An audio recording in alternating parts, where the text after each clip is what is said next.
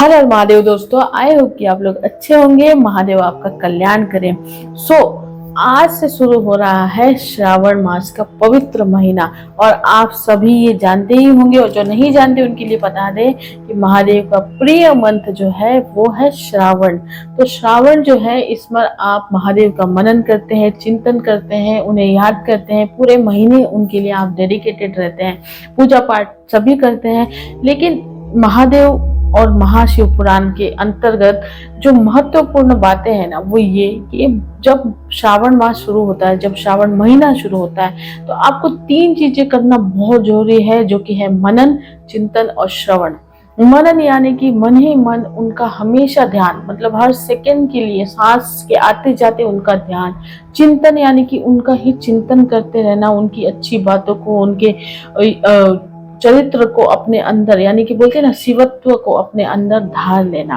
उन श्रवण करना बहुत जरूरी है, क्योंकि महाशिव पुराण के अंतर्गत श्रावण मास एक ऐसा महीना है जब महाशिव पुराण का पाठ सुनते हैं या पढ़ते हैं तो सबसे ज्यादा आपको फल देता है, सबसे ज्यादा आपको फलित होता है। तो इसीलिए चलिए, ये महाशिव पुराण का पाठ हम लोग का तो शुरू ही है वैसे तो ये हमारा जो अध्याय है, इससे आज से आप लोग इसे रोज सुनिए। अगर आपने अभी तक नहीं सुना है तो प्लीज महादेव भक्त कृष्ण को सब्सक्राइब कीजिए और हर श्रवण कीजिए, हर अध्याय का श्रवण कीजिए, ताकि आपको भी दुगुनित फल का अनुभव हो।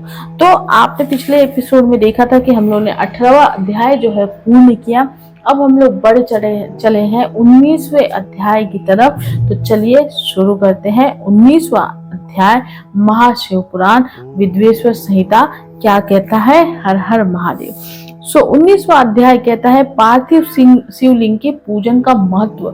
जो कि पार्थिव शिवलिंग है, पार्थिव शिवलिंग यानी कि जो हम बनाते हैं मिट्टी से या फिर गोबर से या फिर किसी भी चीज से हम बनाते हैं, उसे पार्थिव शिवलिंग कहते हैं। तो उसका महत्व, उसके पूजन का महत्व क्या है, वो 19वें अध्याय में है। तो ऋषिगण बोले, हे सूत जी, आप चिरंजीवी हो, आप धन्य हो जो परम शिव भक्त हैं।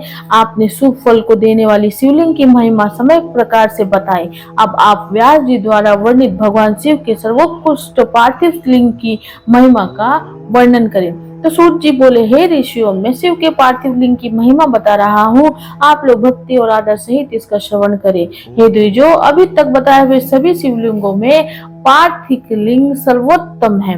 उसकी पूजा करने से अनेक भक्तों को सिद्धि प्राप्त हुई है। हे ब्राह्मणों, ब्रह्मा, विष्णु, प्रजापति तथा अनेक ऋषियों ने पार्थिव लिंग की पूजा करके अपना संपूर्ण अभिष्ट प्राप्त किया है।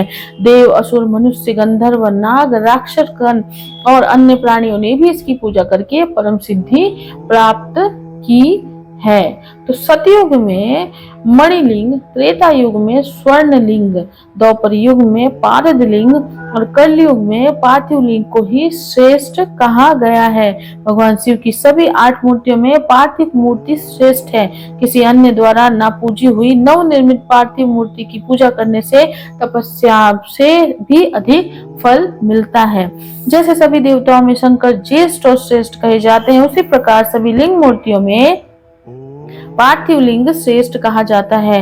जैसे सभी नदियों में गंगा श्रेष्ठ है और श्रेष्ठ कही जाती है, वैसे ही सभी लिंग मूर्तियों में पार्थिव लिंग श्रेष्ठ कहा जाता है। जैसे सभी मंत्रों में प्रणव यानी कि ओम महान कहा गया है, उसी प्रकार शिव का ये पार्थिव लिंग श्रेष्ठ, आराध्य तथा पूजनीय होता है। जैसे सभी वर्णों में ब्राह्मण श्रेष्ठ कहा जाता है, उसी प्रकार सभी लिंग मूर्तियों में पार्थिव लिंग श्रेष्ठ कहा जाता है।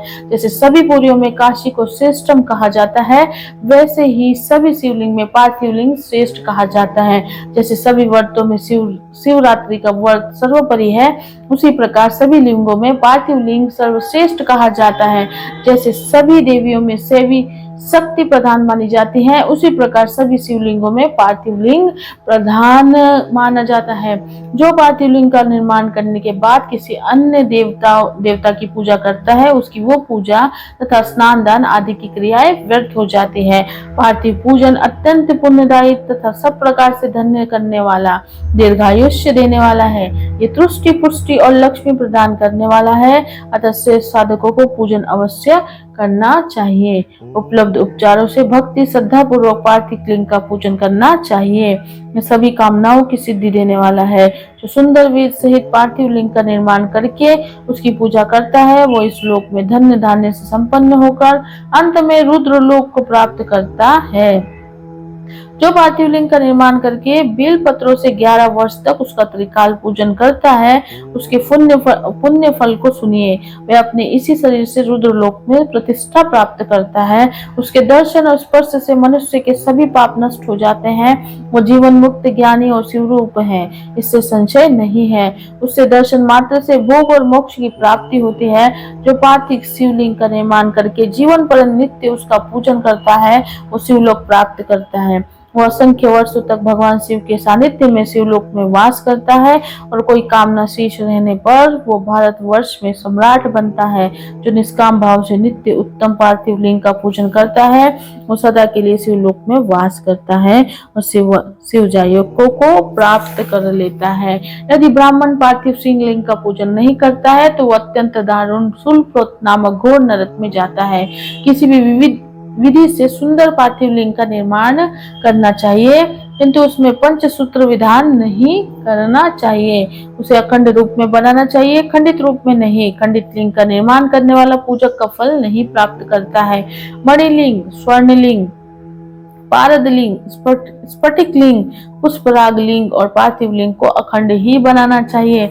अखंड लिंग चर लिंग होता है और 2 खंड वाला अचर लिंग कहा गया है। इस प्रकार चर और अचर लिंग का ये खंड अखंड विधान कहा गया है। स्थावर लिंग में वेदिका भगवती महाविद्या का रूप है और लिंग भगवान महेश्वर स्वरूप है, इसीलिए स्थावर यानी अचर लिंगों में वेदिया द्विखंड लिंग ही श्रेष्ठ माना गया है। द्विखंड वेदिका युक्त स्थावर लिंग का विधान पूर्वक निर्माण करना चाहिए। शिव सिद्धांत के जानने वालों ने अखंड लिंग को जगम चर लिंग माना है। अज्ञानतावश ही कुछ लोग चर लिंग को 2 खंडों में वेदिका और लिंग बना लेते हैं। शास्त्रों को जानने वाले सिद्धांत मुनिजन ऐसा नहीं करते।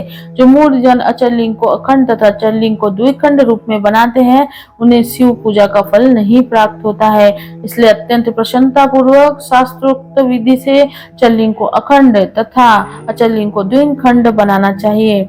अखंड चरलिंग में की गई पूजा से संपूर्ण फल की प्राप्ति होती है। द्विखंड चरलिंग की पूजा महान अनिष्ट कर कही गई है।